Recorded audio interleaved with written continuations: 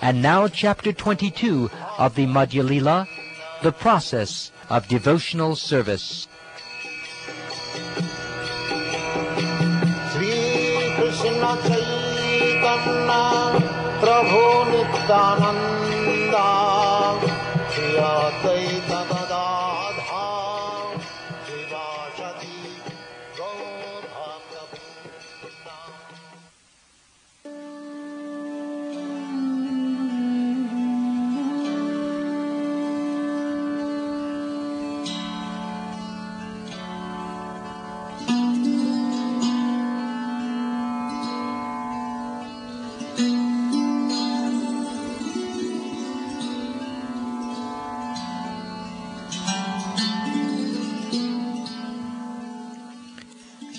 I offer my respectful obeisances unto Lord Sri Chaitanya Mahaprabhu.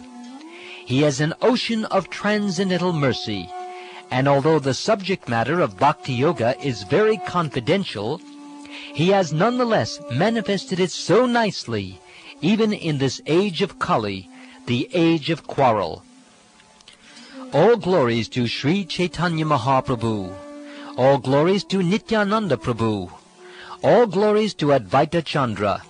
All glories to all the devotees of Sri Chaitanya Mahaprabhu.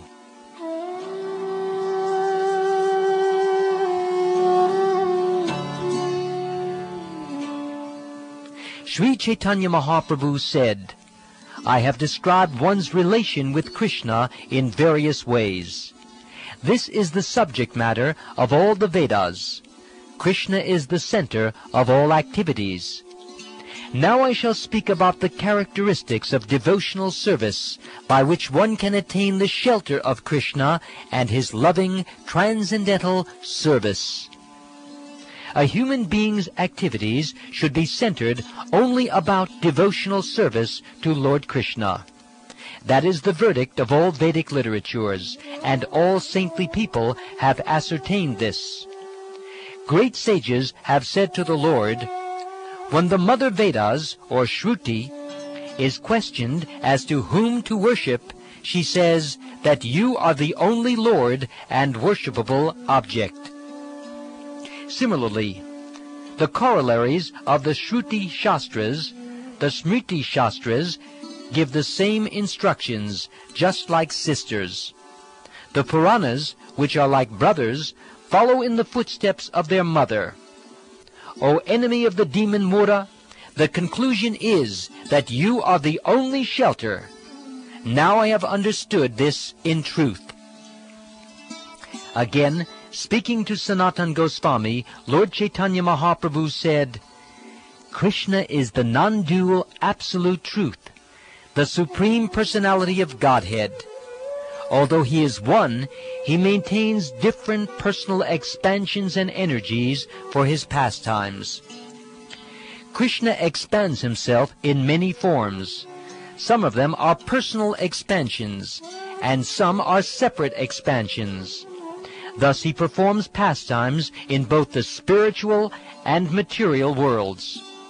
The spiritual worlds are the Vaikuntha planets, and the material universes are Brahmandas, gigantic globes governed by Lord Brahma. Expansions of his personal self, like the quadruple manifestations of Sankarshan, Pradyumna, Aniruddha, and Vasudeva, descend as incarnations from Vaikuntha to this material world. The separated expansions are living entities. Although they are expansions of Krishna, they are counted among his different potencies.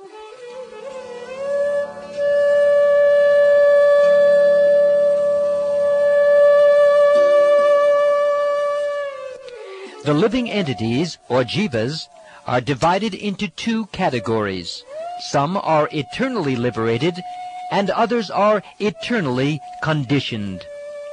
Those who are eternally liberated are always awake to Krishna consciousness, and they render transcendental loving service at the feet of Lord Krishna.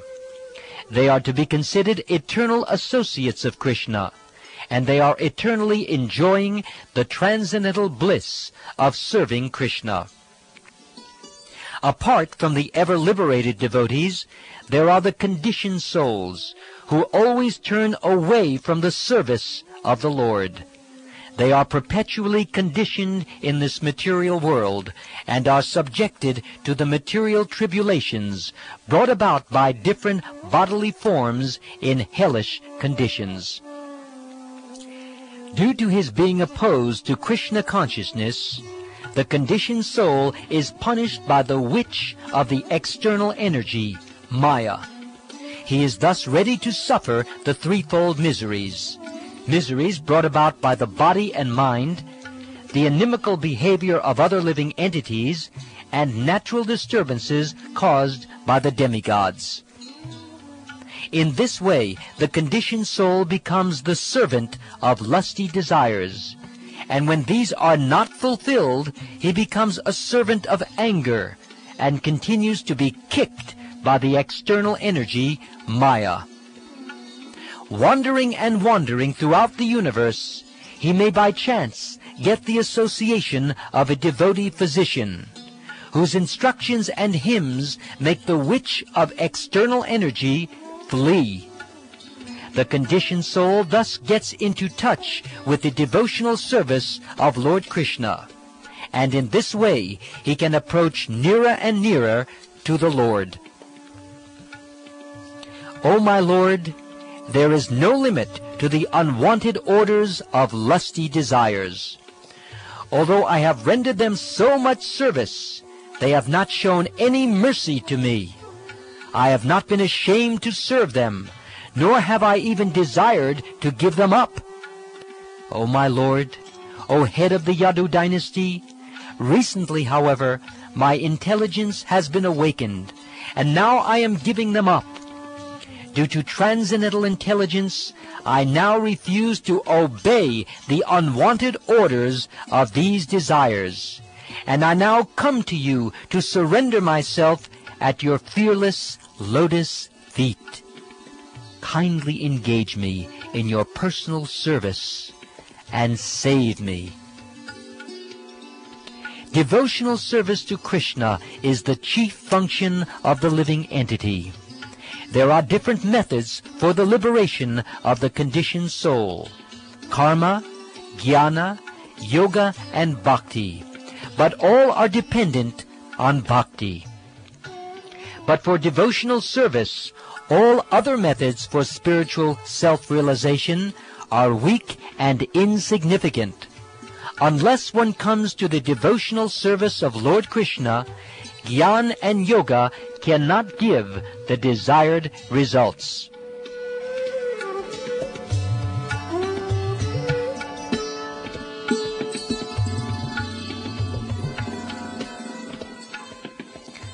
When pure knowledge is beyond all material affinity, but is not dedicated to the Supreme Personality of Godhead, Krishna, it does not appear very beautiful, although it is knowledge without a material tinge.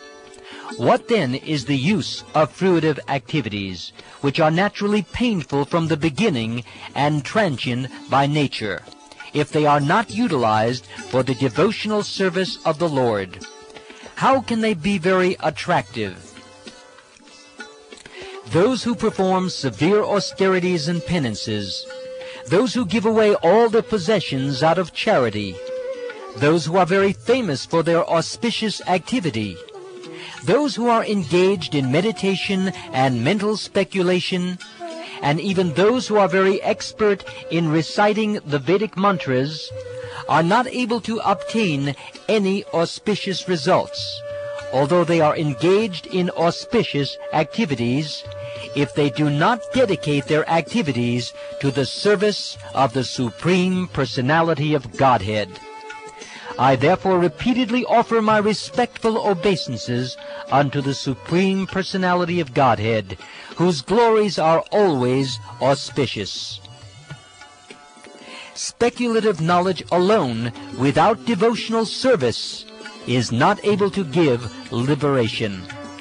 On the other hand, even without knowledge, one can obtain liberation if one engages in the Lord's devotional service.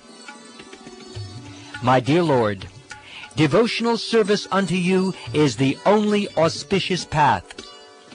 If one gives it up simply for speculative knowledge, or the understanding that these living beings are spirit souls and the material world is false, he undergoes a great deal of trouble. He only gains troublesome and inauspicious activities. His endeavors are like beating a husk that is already devoid of rice. One's labor becomes fruitless.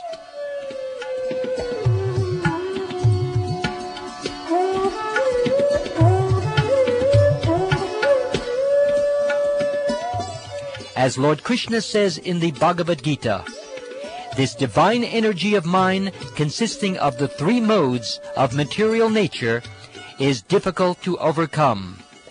But those who have surrendered unto me can easily cross beyond it.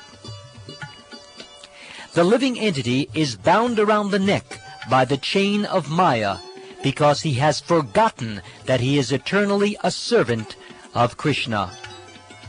If the conditioned soul engages in the service of the Lord and simultaneously carries out the orders of his spiritual master and serves him, he can get out of the clutches of Maya and become eligible for shelter at Krishna's lotus feet.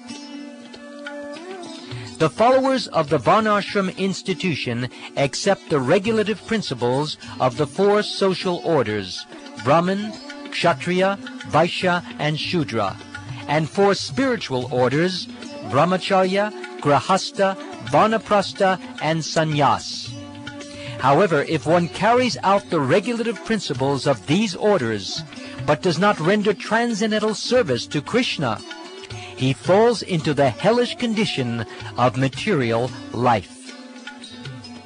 From the mouth of Brahma, the Brahminical order has come into existence. Similarly, from his arms, the Kshatriyas have come. From his waist, the Vaishyas have come. And from his legs, the Shudras have come. These four orders and their spiritual counterparts, Brahmacharya, Grahastha, Vanaprastha, and Sannyas, combine to make human society complete. If one simply maintains an official position in the four Varnas and Ashrams, but does not worship the Supreme Lord Vishnu, he falls down from his puffed-up position into a hellish condition.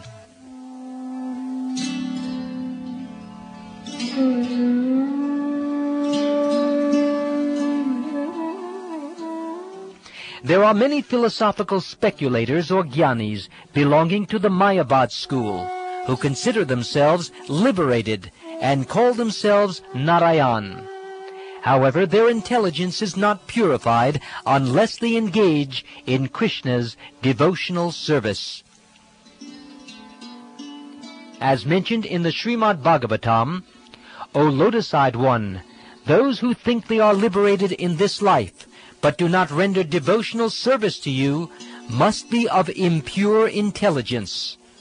Although they accept severe austerities and penances, and rise to the spiritual position to impersonal Brahman realization, they fall down again because they neglect to worship your lotus feet. Krishna is compared to sunshine, and Maya is compared to darkness. Wherever there is sunshine, there cannot be darkness. As soon as one takes to Krishna consciousness, the darkness of illusion, the influence of the external energy, will immediately vanish. The external illusory energy of Krishna, known as Maya, is always ashamed to stand in front of Krishna, just as darkness is ashamed to remain before the sunshine. However, that Maya bewilders unfortunate people who have no intelligence. Thus they simply boast that this material world is theirs, and that they are its enjoyers. One is immediately freed from the clutches of Maya if he seriously and sincerely says, My dear Lord Krishna, although I have forgotten you for so many long years in the material world, today I am surrendering unto you. I am your sincere and serious servant. Please engage me in your service. Lord Ramachandra says in the Ramayana, "It is my vow that if one only once seriously surrenders unto me, saying, 'My dear Lord, from this day I am yours,' and prays to me for courage, I shall immediately award courage to that person, and he will always remain safe from that time on." Due to bad association, the living entity desires material happiness, liberation, or merging into the impersonal aspect of the Lord, or he engages in mystic yoga for material power. If such a person actually becomes intelligent, he takes to Krishna consciousness by engaging himself in intense devotional service to Lord Sri Krishna. Whether one desires everything or nothing, or whether he desires to merge into the existence of the Lord, he is intelligent only if he worships Lord Krishna, the Supreme Personality of Godhead, by rendering transcendental, loving service. If those who desire material enjoyment or merging into the existence of the Absolute Truth engage in the Lord's transcendental loving service, they will immediately attain shelter at Krishna's lotus feet, although they did not ask for it. Krishna is therefore very merciful.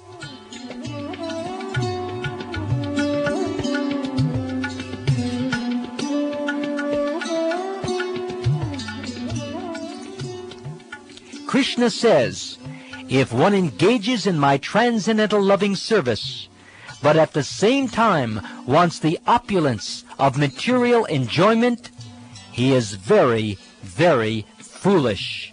Indeed, he is just like a person who gives up ambrosia to drink poison.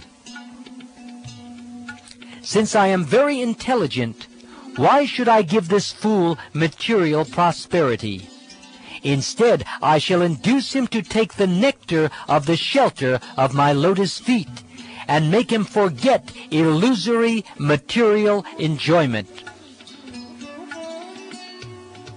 Whenever Krishna is requested to fulfill one's desire, he undoubtedly does so, but he does not award anything which, after being enjoyed, will cause someone to petition him again and again to fulfill further desires. When one has other desires but engages in the Lord's service, Krishna forcibly gives one shelter at his lotus feet, where one will forget all other desires. When someone engages in Lord Krishna's devotional service for the satisfaction of the senses, and instead acquires a taste to serve Krishna, he gives up his material desires and willingly offers himself as an eternal servant of Krishna. When he was being benedicted by the Supreme Personality of Godhead, Dhruva Maharaj said, "O my Lord, because I was seeking an opulent material position, I was performing severe types of penance and austerity. Now I have gotten you, who are very difficult for the great demigods, saintly persons, and kings to attain. I was searching after a piece of glass, but instead I have found a most valuable jewel. Therefore I am so satisfied that I do not wish to ask any benediction from you." There are unlimited conditioned souls who are bereft of Lord Krishna's service. Not knowing how to cross the ocean of nations, they are scattered by waves of time and tide. However, some are fortunate to contact devotees, and by this contact They are delivered from the ocean of nescience, just as a log floating down a river accidentally washes upon the bank. As mentioned in the Srimad Bhagavatam, because I am so fallen, I shall never get a chance to see the Supreme Personality of Godhead. This was my false apprehension. Rather, by chance, a person as fallen as I am may get to see the Supreme Personality of Godhead. Although one is being carried away by the waves of the river of time, one may eventually reach the shore. By good fortune, one becomes eligible to cross the ocean of nescience, and when one's term of material existence decreases, one may get an opportunity to associate with pure devotees. By such association, one's attraction to Krishna is awakened.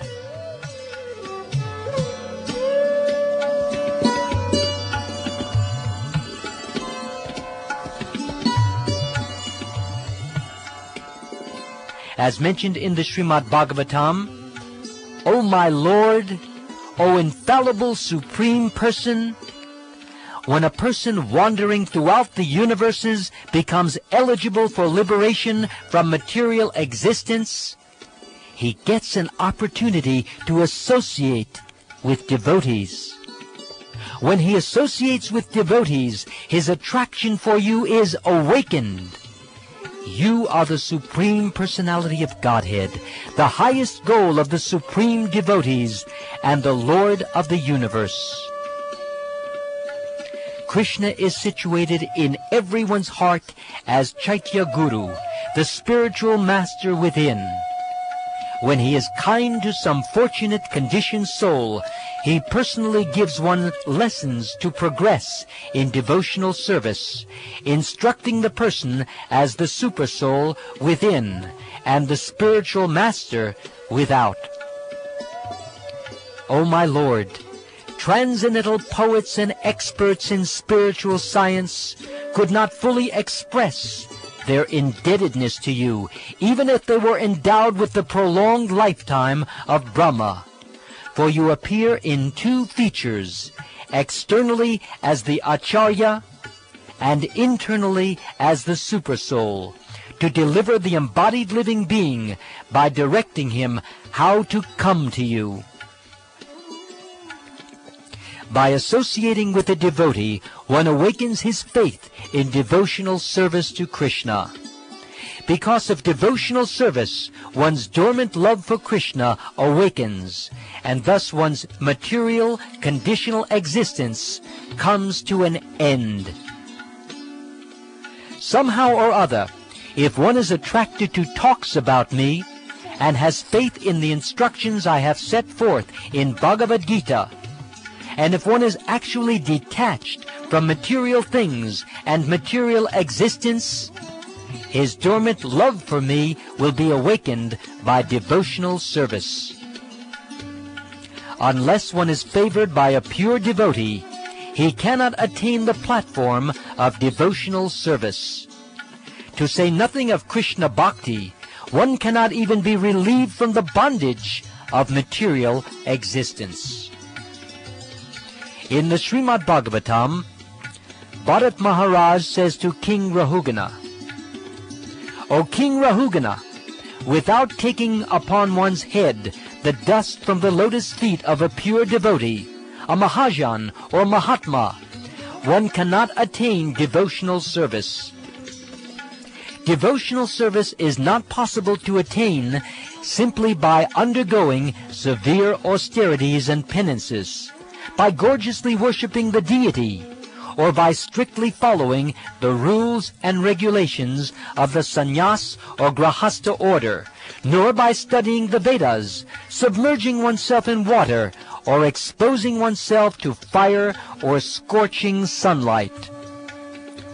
Unless human society accepts the dust of the lotus feet of great Mahatmas, devotees who have nothing to do with material possessions, mankind cannot turn its attention to the lotus feet of Krishna. Those lotus feet vanquish all the unwanted, miserable conditions of material life.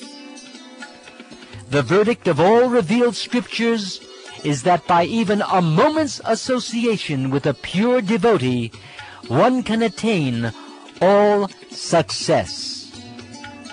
The value of a moment's association with a devotee of the Lord cannot even be compared to the attainment of heavenly planets or liberation from matter, and what to speak of worldly benedictions in the form of material prosperity, which is for those who are meant for death.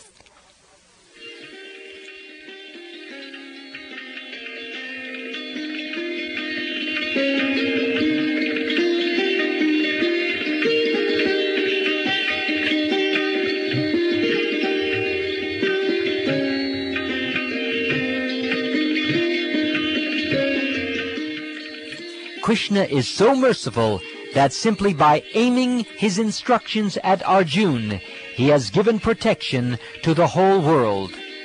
He said to him, "Because you are my very dear friend, I am speaking to you the most confidential part of knowledge. Hear this from me, for it is for your benefit. Always think of me and become my devotee. Worship me and offer obeisances unto me. Thus you will come to me without fail. I promise you this because you are my very dear friend." Although Krishna has previously explained the proficiency of executing Vedic rituals, performing fruitive activities as enjoined in the Vedas, practicing yoga, and cultivating jnana, these last instructions are most powerful and stand above all the others. If the devotee has faith in the strength of this order, he worships Lord Krishna and gives up all other activities. As long as one is not satiated by fruitive activity and has not awakened his taste for devotional service by Shravanam Kirtanam Vishnu, one has to act according to the regulative principles of the Vedic injunctions. By rendering transcendental loving service to Krishna, one automatically performs all subsidiary activities.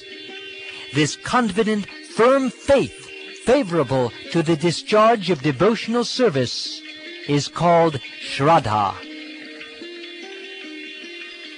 By pouring water on the root of a tree, one automatically satisfies the trunk, branches, and twigs.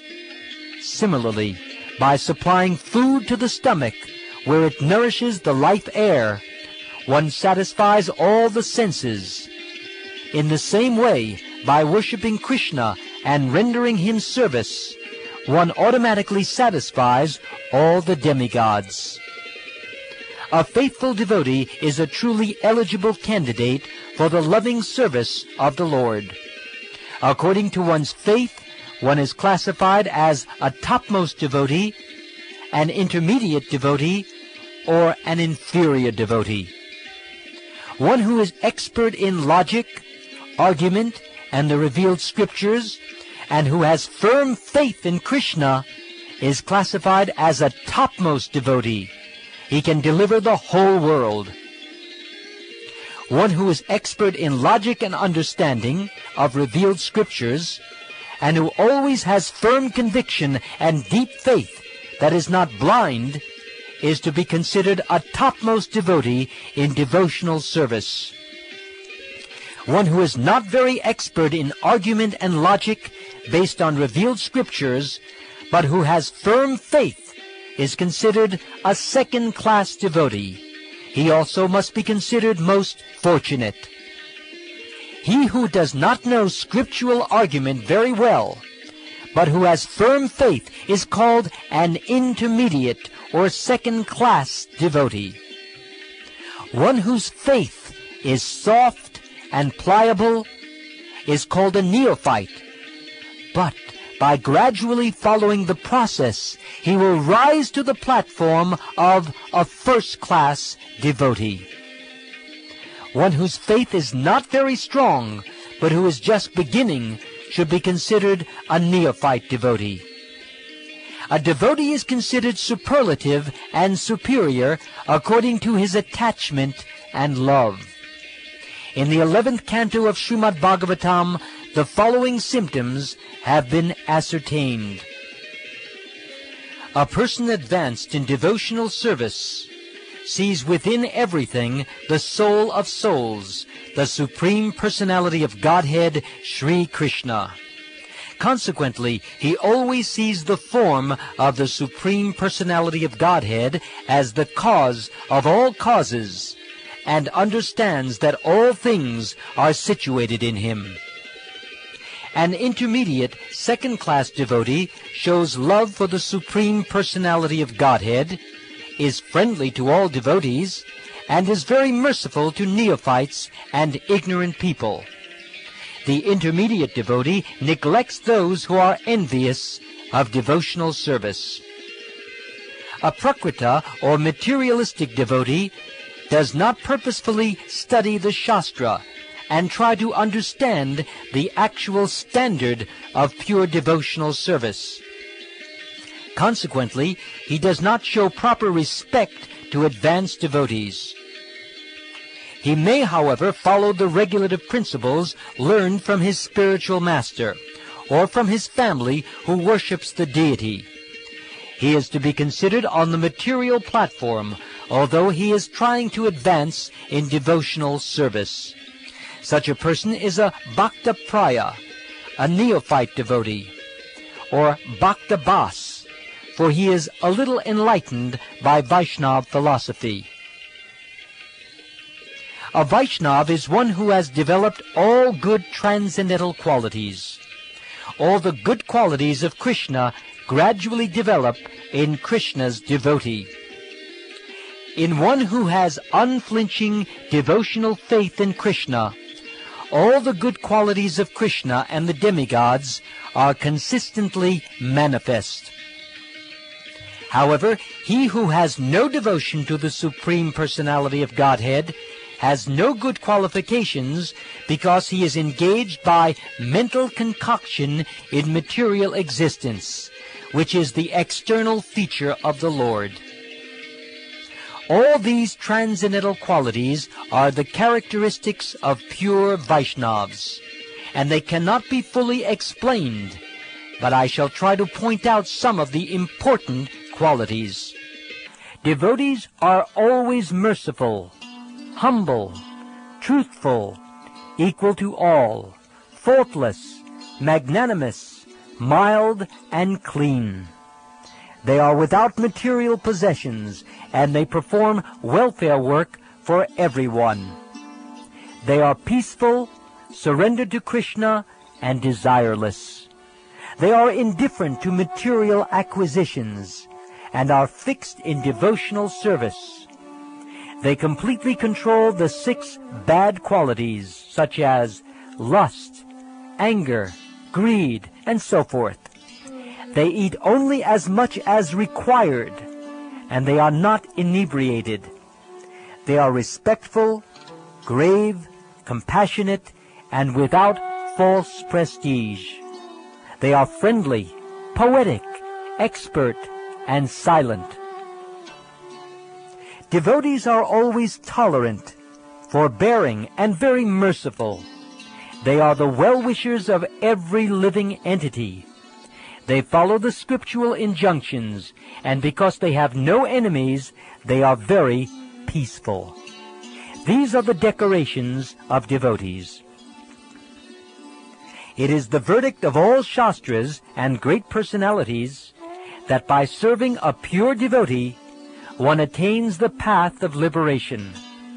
However, by associating with materialistic people who are attached to material enjoyment and women, one attains the path of darkness.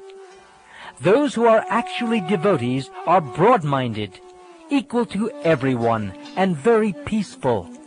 They never become angry, and they are friendly to all living entities. The root cause of devotional service to Lord Krishna is association with advanced devotees.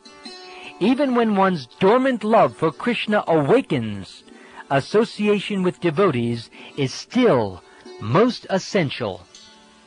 As mentioned in the Srimad Bhagavatam, O my Lord, O infallible Supreme Person, when a person wandering throughout the universes becomes eligible for liberation from material existence, he gets an opportunity to associate with devotees. When he associates with devotees, his attraction for you is awakened. You are the Supreme Personality of Godhead, the highest goal of the Supreme Devotees, and the Lord of the universe. O devotees, O you who are free from all sins, let me inquire from you about that which is supremely auspicious for all living entities. Association with a pure devotee for even half a moment in this material world is the greatest treasure for human society. The spiritually powerful message of Godhead can be properly discussed only in a society of devotees, and it is greatly pleasing to hear in that association. If one hears from devotees, the way of transcendental experience quickly opens, and gradually one attains firm faith that in due course develops into attraction and devotion. A Vaishnava should always avoid the association of ordinary people. Common people are very much materially attached, especially to women. Vaishnavas should also avoid the company of those who are not devotees of Lord Krishna. By association with worldly people, one becomes devoid of truthfulness, cleanliness, mercy, gravity, spiritual intelligence, shyness, austerity, fame, forgiveness, control of the mind, control of the senses, fortune, and all opportunities. One should not at any time associate with a coarse fool who is bereft of the knowledge of self-realization, and who is no more than a toy animal in the hands of a woman. The illusion and bondage that accrue to a man from attachment to any other object are not as complete as that resulting from association with a woman or with men too attached to women. It is better to accept the miseries of being encaged with bars and surrounded by burning flames than to associate with those bereft of Krishna consciousness. Such association is a very great hardship. One should not even see those who are bereft of devotional service in Krishna consciousness, and who are therefore devoid of pious activities. Without hesitation, one should take the exclusive shelter of Lord Krishna with full confidence, giving up bad association and even neglecting the regulative principles of the 4 Varnas and 4 ashrams. That is to say, one should abandon all material attachment. As Lord Krishna says in the Bhagavad Gita, after giving up all kinds of religious and occupational duties, if you come to me, the Supreme Personality of Godhead, and take shelter, I shall give you protection from all of life's sinful reactions. Do not worry. Lord Krishna is very kind to his devotees. He is always very grateful and magnanimous, and he possesses all abilities. A learned man does not give up Krishna to worship anyone else. In the Srimad Bhagavatam it is said, My dear Lord, you are very affectionate to your devotees. You are also a truthful and grateful friend. Where is that learned man who would give you up and surrender to someone else? You fulfill all the desires of your devotees, so much so that sometimes you even give yourself to them, still you neither increase nor decrease by such activity. Whenever an experienced person develops real knowledge of Krishna and his transcendental qualities, he naturally gives up all other engagements and renders service to the Lord. Uddhava gives evidence concerning this. As mentioned in the Srimad Bhagavatam, "Oh, how wonderful it is! Putana, the sister of Bakasura, wanted to kill Krishna by smearing deadly poison on her breasts and having Krishna take it. Nonetheless, Lord Krishna accepted her as his mother, and thus she attained the destination befitting Krishna's mother. Of whom should I take shelter but Krishna, who is most merciful?" There are two kinds of devotees: those who are fully satiated and free from all material desires, and those who are fully surrendered to the lotus feet of the Lord. Their qualities are one and the same, but those who are fully surrendered to Krishna's lotus feet are qualified with another transcendental quality, Atma Samarpan, full surrender without reservation. The 6 divisions of surrender are the acceptance of those things favorable to devotional service, the rejection of unfavorable things, the conviction that Krishna will give protection, the acceptance of the Lord as one's guardian or master, and full self-surrender and humility. One whose body is fully surrendered takes shelter at the holy place where Krishna had his pastimes, and he prays to the Lord, "My Lord, I am yours." Understanding this with his mind, he enjoys spiritual bliss. When a devotee thus fully surrenders unto Krishna's lotus feet, Krishna accepts him as one of his confidential associates. As mentioned in the Srimad Bhagavatam, the living entity who is subjected to birth and death attains immortality when he gives up all material activities, dedicates his life to the execution of my order, and acts according to my directions. In this way he becomes fit to enjoy the spiritual bliss derived from exchanging loving mellows with me.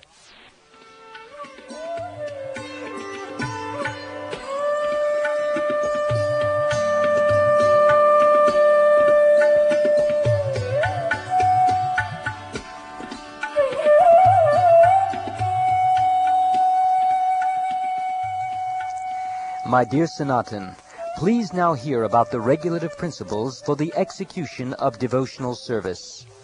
By this process, one can attain the highest perfection of love of Godhead, which is the most desirable treasure. When transcendental devotional service, by which love for Krishna is attained, is executed by the senses, it is called sadhana bhakti, or the regulative discharge of devotional service. Such devotion eternally exists within the heart of every living entity.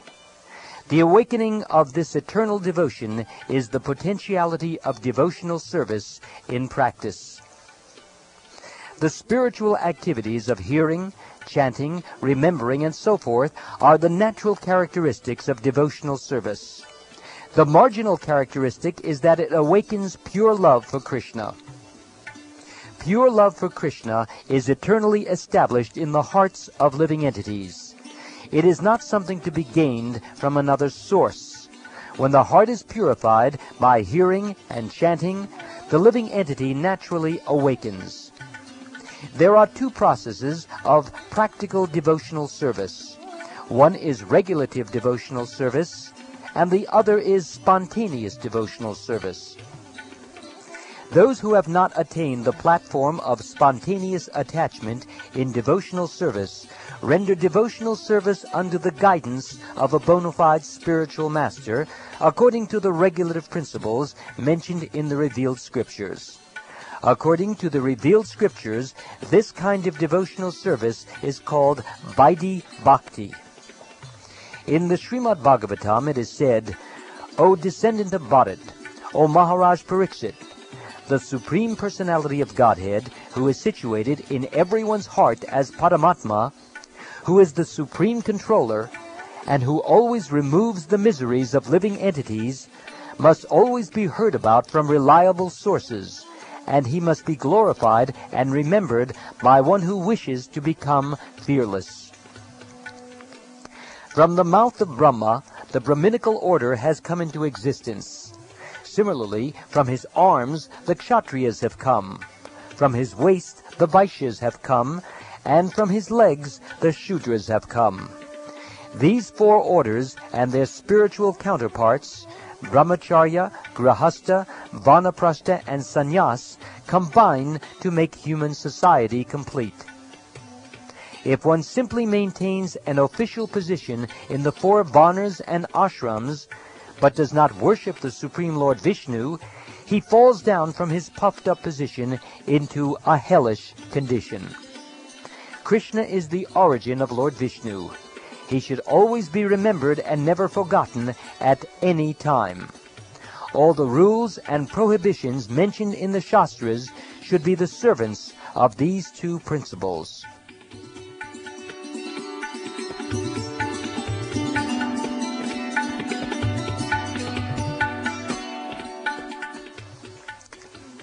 I shall say something about the various practices of devotional service, which is expanded in so many ways. I wish to speak briefly of the essential practices. On the path of the regulative devotional service, one must observe the following items. 1. One must accept a bona fide spiritual master. 2. Accept initiation from him. 3. Serve him. 4. Receive instructions from the spiritual master and make inquiries in order to learn devotional service. 5. Follow in the footsteps of the previous acharyas and follow the directions given by the spiritual master. The next steps are as follows. 6. One should be prepared to give up everything for Krishna's satisfaction, and one should also accept everything for Krishna's satisfaction. 7. One must live in a place where Krishna is present, a city like Vrindavan or Mathura, or a Krishna temple. One should acquire a livelihood that is just sufficient to keep body and soul together. One must fast on Ekadasi day. One should worship Datri trees, banyan trees, cows, Brahmins, and devotees of Lord Vishnu. One should avoid offenses against devotional service and the holy name. The 12th item is to give up the company of non-devotees. 13. One should not accept an unlimited number of disciples. 14. One should not partially study many scriptures just to be able to give references and expand explanations. 15.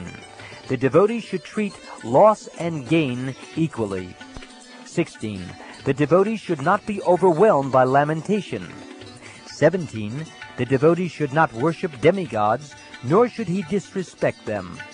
Similarly, the devotee should not study or criticize other scriptures. 18. The devotee should not hear Lord Vishnu or his devotees blasphemed.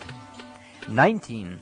The devotee should avoid reading or hearing newspapers or mundane books that contain stories of love affairs between men and women, or subjects palatable to the senses. 20. Neither by mind nor words should the devotee cause anxiety to any living entity, regardless how insignificant he may be.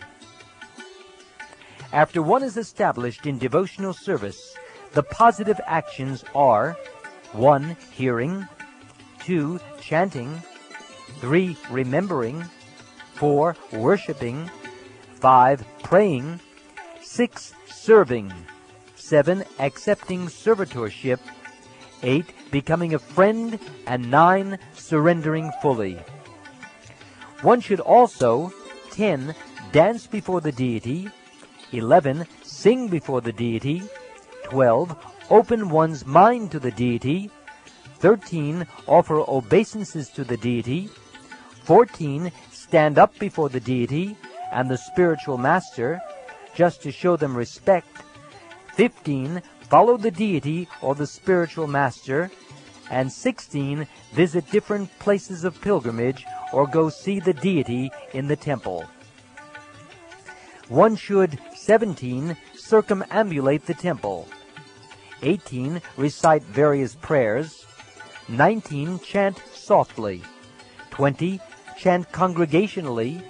21, smell the incense and flower garlands offered to the deity. And 22, eat the remnants of food offered to the deity. One should, 23, attend arti and festivals. 24, see the deity. 25, present what is very dear to oneself to the deity. 26, meditate. And 27, serve those related to the Lord, such as Tulsi. 28 is to serve the Vaishnav. The 29th is to live in Mathura, the birthplace of Lord Krishna, and the 30th is to read Srimad Bhagavatam regularly. 31, one should perform all endeavors for Krishna. 32, one should look forward to his mercy. 33, one should partake of various ceremonies with devotees, ceremonies like Lord Krishna's birthday or Ramchandra's birthday. 34, one should surrender to Krishna in all respects. 35, one should observe particular vows like Kartik Vrata. These are some of the 64 important items of devotional service. One should associate with devotees, chant the holy name of the Lord, hear Srimad Bhagavatam, reside at Mathura, and worship the deity with faith and veneration. These 5 limbs of devotional service are the best of all. Even a slight performance of these 5 awakens love for Krishna. One should have full faith and love in worshipping the lotus feet of the deity. One should taste the meaning of Srimad Bhagavatam in the association of pure devotees, and one should associate with the devotees who are more advanced than oneself, and endowed with a similar type of affection for the Lord. One should congregationally chant the holy name of the Lord and reside in Vrindavan. The power of these 5 principles is very wonderful and difficult to reconcile. Even without faith in them, a person who is offenseless can experience dormant love of Krishna simply by being a little connected with them. When one is firmly fixed in devotional service, whether he executes one or many processes of devotional service, the waves of love of Godhead will awaken. There are many devotees who execute only one of the 9 processes of devotional service. Nonetheless, they get ultimate success. Devotees like Maharaj Ambarish execute all 9 items, and they also get ultimate success. Maharaj Parikshit attained the highest perfection, shelter at Lord Krishna's lotus feet, simply by hearing about Lord Vishnu. Shukdev Goswami attained perfection simply by reciting Srimad Bhagavatam. Prahlad Maharaj attained perfection by remembering the Lord. The goddess of fortune attained perfection by massaging the transcendental legs of Mahavishnu. Maharaj Prithu attained perfection by worshipping the deity, and Akrura attained perfection by offering prayers unto the Lord. Vajrangaji, or Hanuman, attained perfection by rendering service to Lord Ramachandra, and Arjuna attained perfection simply by being Krishna's friend. Bali Maharaj attained perfection by dedicating everything to the lotus feet of Krishna. Maharaj Ambarish always engaged his mind at the lotus feet of Krishna, his words in describing the spiritual world and the Supreme Personality of Godhead, his hands in cleansing and washing the Lord's temple, his ears in hearing topics about the Supreme Lord, his eyes in seeing the deity of Lord Krishna in the temple, his body in touching the lotus feet of Vaishnavas and embracing them, his nostrils in smelling the aroma of the tulsi leaves offered to Krishna's lotus feet, his tongue in tasting food offered to Krishna, his legs in going to places of pilgrimage like Vrindavan and Mathura or to the Lord's temple, and his head in touching the lotus feet of the Lord and offering him prayers. Thus Maharaj Ambarish desired only to serve the Lord faithfully. In this way, he engaged his senses in the transcendental loving service of the Lord. As a result, he awakened his dormant loving propensity for the Lord's service. If a person gives up all material desires and completely engages in the transcendental loving service of Krishna as enjoined in revealed scriptures, he is never indebted to demigods, sages, or forefathers. One who has given up all material desires and taken full shelter at the lotus feet of Mukunda, who gives shelter to all, is not indebted to the demigods, great sages, ordinary living beings, relatives, friends, mankind, or even one's forefathers who have passed away.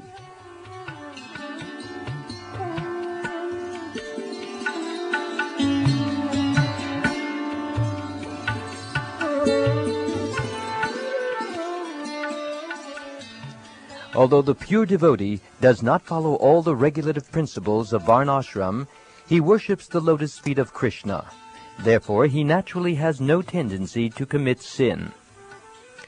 If, however, a devotee accidentally becomes involved in a sinful activity, Krishna purifies him.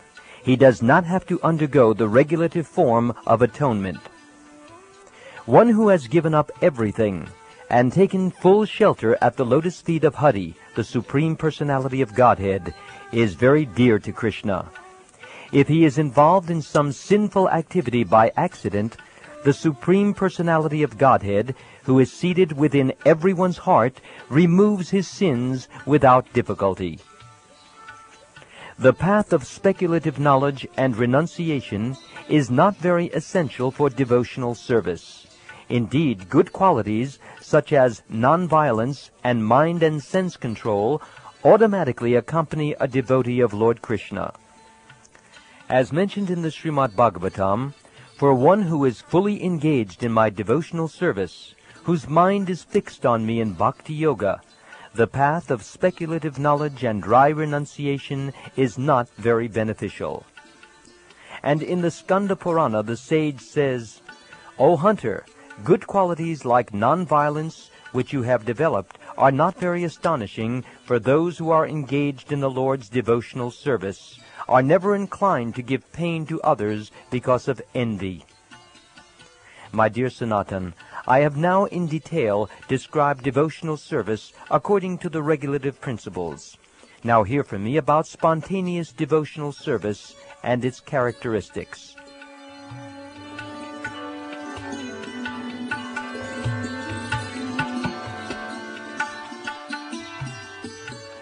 The original inhabitants of Vrindavan are attached to Krishna spontaneously in devotional service. Nothing can compare to such spontaneous devotional service, which is called Ragatmika Bhakti. When a devotee follows in the footsteps of the devotees of Vrindavan, his devotional service is called Raganuga Bhakti. When one becomes attached to the Supreme Personality of Godhead, his natural inclination to love is fully absorbed in thoughts of the Lord.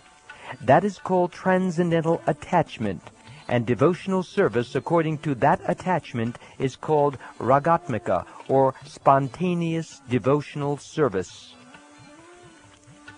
The primary characteristic of spontaneous love is deep attachment for the Supreme Personality of Godhead. Absorption in him is a marginal characteristic.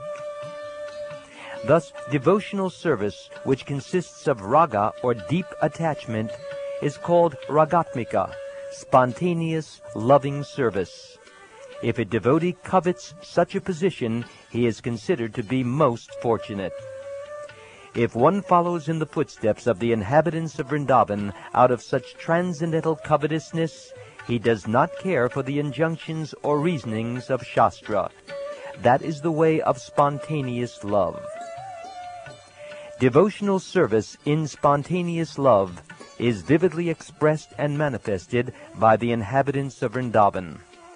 Devotional service that accords with their devotional service is called Raganuga Bhakti, or devotional service following in the wake of spontaneous, loving service. When an advanced, realized devotee hears about the affairs of the devotees of Vrindavan in the mellows of Shanta, Dasya, Sakya, Vatsalya, and Madhurya, he becomes inclined in that way, and his intelligence becomes attracted. Indeed, he begins to covet that particular type of devotion. When such covetousness is awakened, one's intelligence no longer depends on the instruction of Shastra, revealed scripture, logic, or argument. There are two processes by which one may execute this Raganuga Bhakti, external and internal. When self-realized, the advanced devotee externally remains like a neophyte and executes all the Shastric injunctions, especially hearing and chanting.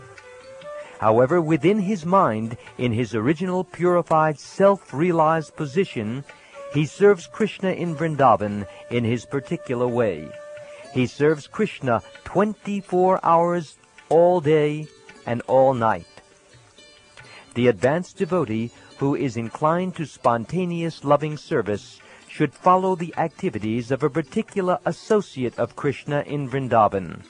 He should execute service externally as a regulative devotee, as well as internally from his self-realized position. Thus he should perform devotional service both externally and internally. Actually, the inhabitants of Vrindavan are very dear to Krishna.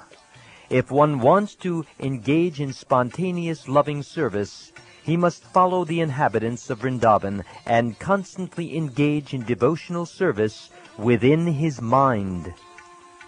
The devotee should always think of Krishna within himself, and one should choose a very dear devotee who is a servitor of Krishna in Vrindavan. One should constantly engage in topics about that servitor and his loving relationship to Krishna, and one should live in Vrindavan. However, if one is physically unable to go to Vrindavan, he should mentally live there. Krishna has many types of devotees. Some are servants, some are friends, some are parents, and some are conjugal lovers. Those who are situated in one of these attitudes of spontaneous love, according to their choice, are considered to be on the path of spontaneous, loving service. As sage Kapila Dev says to his mother in the Srimad Bhagavatam, "My dear mother Devahuti, O emblem of peace, my weapon, the disk of time, never vanquishes those for whom I am very dear, for whom I am the super-soul, the son, friend, spiritual master, well-wisher, worshipable deity, and desired goal. Since the devotees are always attached to me, they are never vanquished by the agents of time." Let me offer my respectful obeisances again and again to those who always eagerly meditate upon the Supreme Personality of Godhead as a husband, son, friend, brother, father, or intimate friend.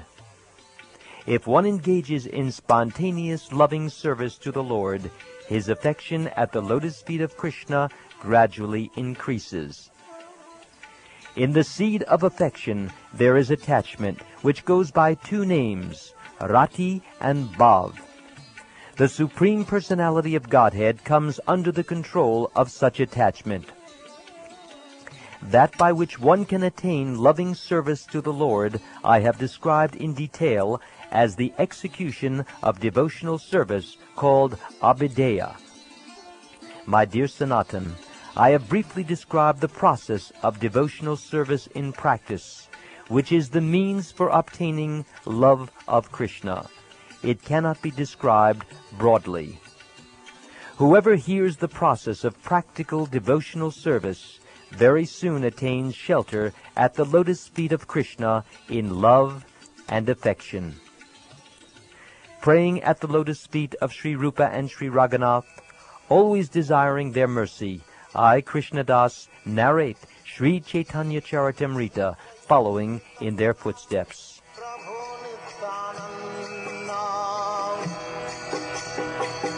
Shri Advaita Gadadhar Sivasadi Gaur Bhakta Vrinda.